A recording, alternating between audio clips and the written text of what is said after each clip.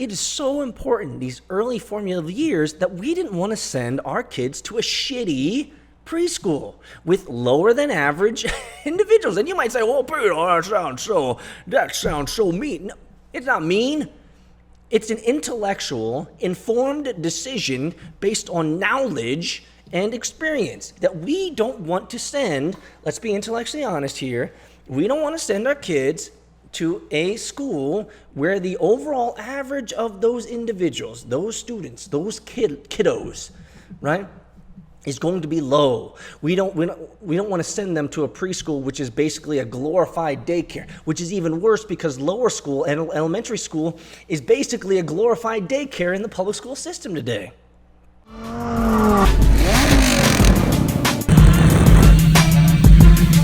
I've built many startups, most of them have failed, so Bitcoin is exactly the place that I like to be. We're gonna end it right there.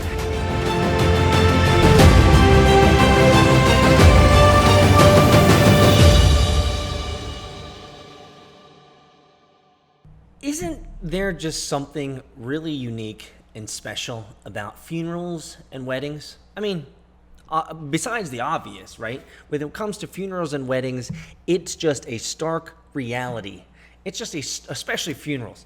Funerals are a stark reality of what is coming for you, what is coming for me. Like, funerals are one of the best ways to just wake the fuck up and realize that your death, absolutely, your death is 100% imminent. And if you'd like more information on that idea, you should probably go all the way back to, I think it was like podcast 2 or 3 when I talked about you are going to die and why that's important to plan for. But I want to talk about the other side of this, not the death side and the funeral side, but the new beginnings side, the wedding side. You see, I went to a wedding just last week, not too long ago, and I will tell you guys, this was one of those weddings where I had images of like, am I going to be that guy that stands up when, the preacher says, if there's anyone or in any disagreement or doesn't believe that these two should be wed, raise your hand or stand up now or forever hold your peace or whatever. I don't think they even do that anymore. They didn't do that. They did not do that at this wedding. So I didn't even really have the opportunity, if I wanted to, and to stand up and be like, yo, I don't know anything. Okay, this is all in my head, guys, right? I don't know anything, but it just doesn't seem like these two individuals should get married. This was my honest to God, like, heart's truth. Like, there were a moment, and I even turned over to my wife, and I was like, am I going to be that guy? Should I be that guy that just tells everyone that's like, this is not supposed to be, like, this already looks like troubled waters. There are signs here that I am recognizing and I see, maybe everyone else sees it. Maybe that's why the mom of the groom might be drinking a little bit too much here because she sees it too, and she sees the doom that could be. Have you ever been to a wedding like that?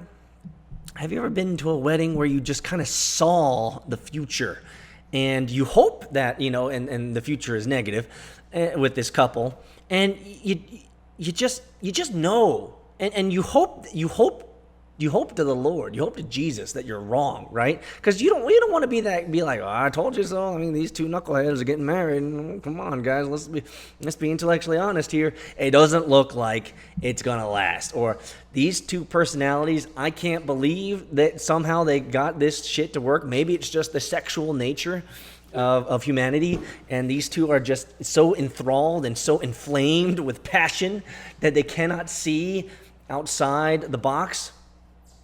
That's a long-winded way of saying that I wanted to talk with you guys about this idea, because this is what brought this wedding, where I saw what I believe to be as a train wreck of suffering, okay? Let me just put it that way. This wedding, to me, looked like an impending train wreck of future suffering for this couple, specifically the Namja, specifically the guy. Because I was like, bro, like, you just...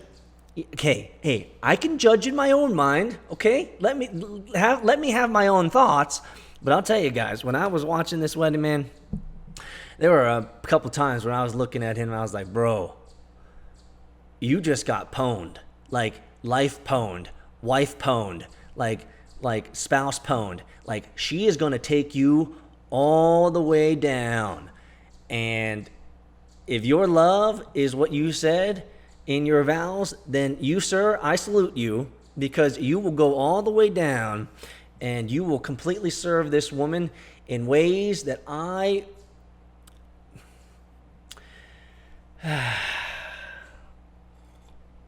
really hope I'm wrong, guys. I really hope I'm wrong. But I wrote a couple notes down here, guys. And this is what I want to talk with you about. Show me your friends, and I'll show you your future. Show me your friends, and I'll show you your future. Now, I have said this many times in podcasts previously. My father used to say something very close to this, and this is a quote that often is given to Dan Pena, who is an inspirational speaker, motivational speaker, helps guys improve their grind, improve their hustle, and obviously has helped not millions of people, but helped lots of people make millions of dollars with his advice. And he's absolutely right. That's what I want to talk about today, is that Dan Pena, my father, let me just focus on my father, because I don't know Dan Pena from Adam. But my father was absolutely right when he told me this idea. Show me your friends. Show me, Peter, show me the people that you're hanging out with, and I will show you a visage. I will show you a view. I will show you a vantage point. I will show you a vision of the future that I see. And if you have a father, or you have an elder, or someone around you who can plainly see what you cannot, you need to take heed lest you fall. Because I will tell you, whoever you hang out with, please, this is the thrust of the message, and I'm going to go talking about this all today. Whoever you hang out with is where your future will lie, is where your future will be. You see, here's another way of looking at this, and I wrote this down.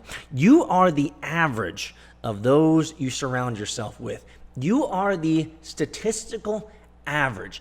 That's one of the problems with the crappy public schools of America today, is that you literally, if you go to a public school for 12 years through the entire education system, you will, in general, the whole bell curve, the law of averages, these types of, you end up becoming the average of that class of people. It doesn't matter who they are, you're just kind of part of that blob.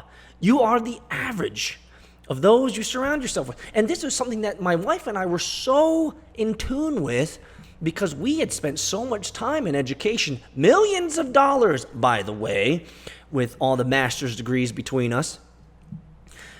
We know, and this is why we were so critical and so specific when it came to the early parts of our kids' education, when it came to the preschool, when it came to lower school. Our decisions were, we agonized over these decisions, because we are smart enough to know that the first 6 to 7 years of your life are some of the most formative years of your life. You soak in the good, the bad, the ugly, the beautiful, everything, your communication style, your behavior style, some of the habits that you'll pick up, kind of the idiosyncrasies that you get from your mama, the idiosyncrasies that you get from your papa, right? It is so important, these early formative years, that we didn't want to send our kids to a shitty preschool with lower than average individuals. And you might say, "Oh, Peter, that sounds so mean." No, it's not mean. It's an intellectual, informed decision based on knowledge and experience that we don't want to send. Let's be intellectually honest here. We don't want to send our kids to a school where the overall average of those individuals, those students, those kiddos, right, is going to be low. We don't want to send them to a preschool which is basically a glorified daycare, which is even worse, because lower school and elementary school is basically a glorified daycare in the public school system today.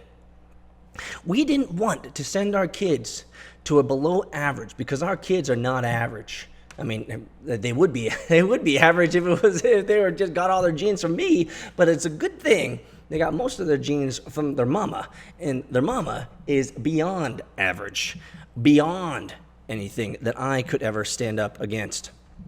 You see, we made very, very informed decisions, very critical, very, very important decisions when it came to our kids' early education, because we knew that in these most formative years, the 6, 7, 8 years, that they were going to become the average in many ways of all the people that they hung around. Now, there's also a thing that we need to remember, is that since you show me your friends, I'll show you your future. You are the average of those who you surround yourself with. If you spend a lot of time with your mama and you spend a lot of time with your daddy, like our kids do, then you end up becoming the average of those individuals as well. So here's a question I wrote down.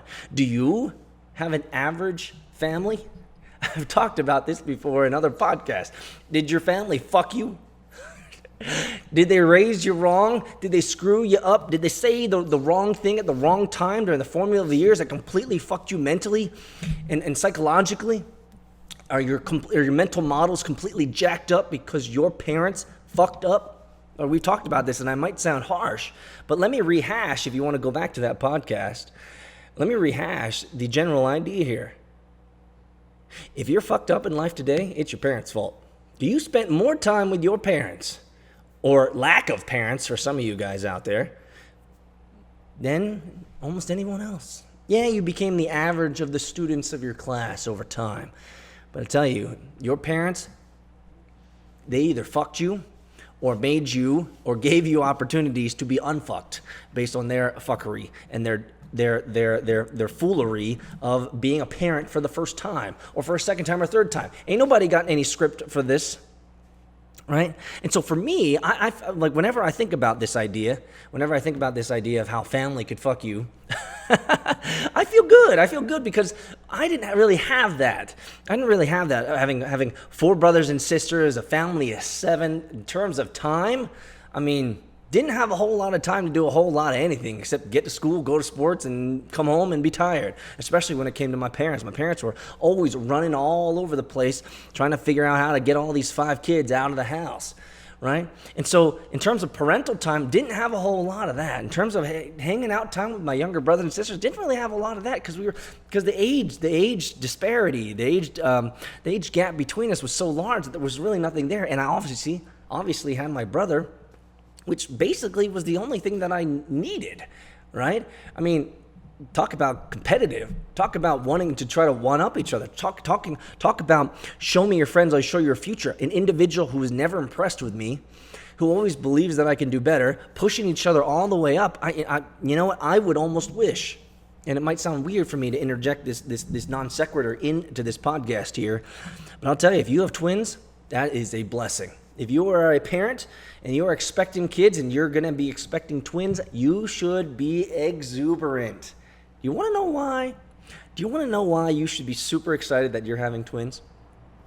The reason is because almost every, not every, but almost every twin that I've ever met, almost, not every, almost, I'd say 9 out of 10. 9 out of 10 of the twins that I have met are ridiculously successful. Now you might ask, well, why is that so? There's a lot of reasons for that, but I'll tell you, I think a really powerful reason, and it's been through my experience of having a twin. It's because the twins spend so much time together, and it naturally breeds a competitive nature, a one-upmanship. He did that better this time. Next time, I'm going to do it better. Oh, she got an A and I only got an A minus. Well, I'm going to do better this time, right? If the twins are so close together in terms of relationship and play, in sports, activities, and school, they end up forming their own friends. Yes, but at the end of the day, they're not fighting ever against their friends. They're fighting against each other. Right? And if this is kind of the home brew that you got at home with a set of twins, I promise you, if you encourage that as a parent, you will have ridiculously successful kids if they're twins. And the reason is because they'll want to crush it. They'll want to beat each other. It's just part of of living together and having that competitive nature and seeing the results of like, dude, we're twins here. Like, we're the same, quote unquote. Right? I mean, if you could do it, so can I. And so what having twins accelerated the risk taking. It accelerated the opportunities for saying, oh, you did that, oh, I can do that. Right? It opened up the opportunities to say, whoa, I didn't know that was possible. Right? Because you have a mirror image of someone who did something that you didn't think was possible. And once you see it's possible, then you say, well, if it's not only possible, then I can do it and I can do it better. You see, you are the average of those who you surround yourself with. Show me your friends, I'll show you your future. I can think of 1,000 examples of this, but I'll give you one that I've talked a little bit about before. There's one time there's this kid at an exotic car show. So I brought my Lambo out. Was it a Lambo? Yeah, I didn't bring the race car. I brought the Lambo out there, and this kid had just purchased his first Lamborghini used. I mean, he was looking like he was maybe 22, 23, something like that, and he was with his homies. Okay. So a kid rolls up, asks me, talks with me about my car, like da-da-da-da, it's good. I got this 2000 whatever car, Lamborghini, and I'm loving it, da-da-da-da-da. And he was telling me about it, basically how he's on the come up and how he wants to grow and how he wants to grind and how he wants to hustle for the next level. And I looked at him, and in the context made it perfect for me to say this. It was terse, but it was true. And it might be one of the truest statements that he might ever hear in his period of being in the 20s. You see, he told me that he was on the come up. He's got this new Lambo. He's got his 3 homies with him. And I told him, I said, hey, I think he had asked me a question, something to the effect of like, what do I need to do next? And I looked at him and I looked at his homies and I said, look, you need to change your scenery. You need to change your network. You need to change your friends. And he looked at me weird, like, whoa, bro, why are you ripping on my friends? And the friends are like, oh, fuck this guy. Look at this guy, all egoed out with his Lambo, telling our friend that he can't hang out with us. But it was true. It was true, because I needed to tell this kid that since he's on the come up, some of his greatest resistance, some of his biggest haters are going to be those 3 chingus, those 3 homies, those 3 friends that he's hanging out with now. Because those guys don't have the assertiveness. They don't have the initiativeness. They don't have the gumption. They don't have the ego, man. They don't have the drive, maybe, to get to the next level. And I told him, I said, if they don't have the drive, they don't have the ego, they don't have the want, they don't have it, they don't have the passion, then they're going to hold you down because you're on the come up. You're moving to another level. You're moving up. These 3 dudes could be your biggest resistance. And I bet you can imagine, guys, the faces on these 3 homies. Like, dude, fuck this guy. He's talking shit about us. I'm like, y'all 3 got Lambos? Y'all 3 on the come up? Y'all grinding like your friend here? Because he's telling me stories about where he wants to be. And from the way that you guys are just standing there like poops on ants on a log. Ants on a log. You guys don't seem like you're even close mentally to where your friend is.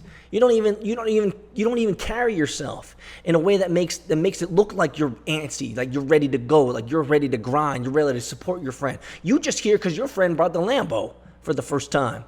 And you're here to see, that now this new world that your friend has access to, which, by the way, let's be intellectually honest. You got a Lambo, you have just moved up in the world. It might seem fickle. It might seem like, very worldly for me to say this, but it's true. I've been there. I'm there. I know it. It changes your countenance. It changes the people around you. It changes those that you're attracted to. And the reason, as sad as it is because you're now vibrating on a different level. You're now on a different level. You got a Lambo now. People assume things about you. And now your people have changed. The friends need to change too. Trust your gut. Trust your gut, man. I can't tell you how many times I have not trusted my gut and wasted precious hours, days with individuals in which I should have never spent time. Trust your gut. I wrote this down. You know if it's a waste of time before you even get in the car. Can I say that again? You already know that it's a waste of time for you to hang out with that individual or that person or that group of people before you even get in the car. You knew it. You know it. You've been there. I've been there. How many times did you not trust your gut and you end up spending that time, that hour, that day, a half a day with these knuckleheads who completely wasted your time? And at the end of the day, yeah, you had a couple good chuckles. You had a couple good laughs. That's not enough. Especially if you're on the come up, especially if you need to grow, you need to change your scenery, you need to change your friends. Go back to some of my other podcasts talking about your network, about when you're on the rise, you need to change your scenery. Who do you want to be? Find those individuals that you want to be like. Because the homies that you hanging out with right now, the guys that you hanging out with now, they're not where you want to be. You're moving to the next level. If you're on the come up, trust your gut. Don't waste time with individuals who are going to slow you down. It might even be better for them in life for you to let them go.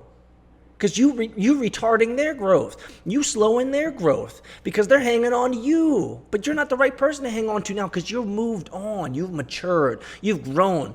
Where do you want to be? Who do you want to be?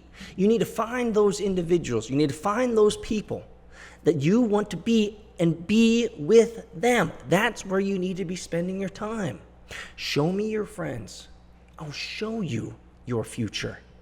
You become the average of those that you spend time with. Don't spend time with lower class individuals. And I know this sounds so harsh when I say it coming out of my mouth, and only you can judge what a lower class is. But if you're moving up, if you're grinding, if you're coming up to the next level, you got to change your scenery. You got to change your network. You got to change the inputs around your life. You need to vibrate at a higher level. You need to grow to the next level. And again, maybe you might need to leave them. You might need to leave those friends. It'll be good for them. Find out where you want to be on that level. Physically, go there. Find those individuals of where you want to emulate, who you want to be, and I promise you, you will thank yourself. One thing that I wrote down here that I think is important is sometimes as you transition from one level to the next, right? From one phase in life to the next, you will go through the doldrums of having no friends. You will go through a period in which your current friends think you're betraying them because you're going on to this new thing, this new interest, right? Go back to my podcast talking about the 3 types of friends if you need more information on this, because you might need to let them go anyway.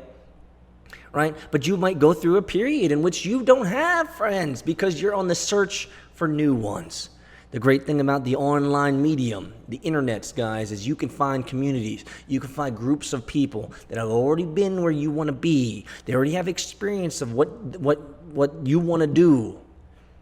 And they can help you, and they can be your next network. Do not fear, please, do not fear losing friends. Please, again, go back to my podcast on 3 types of friends if you need more information. But do not fear losing friends.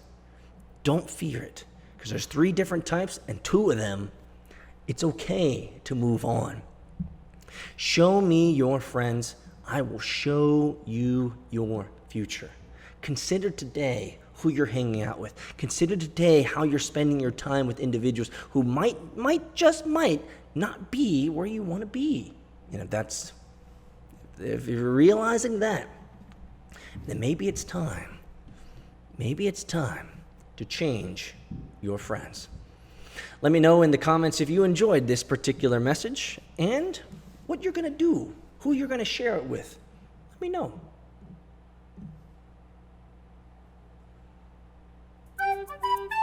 Thanks for joining me in this podcast, guys. We are winding it down here. We're going to be moving a lot of this stuff behind the scenes in the near future on yen.io, behind the scenes group. Things you didn't learn in school podcasts. But share, let people know, and enjoy the day, guys.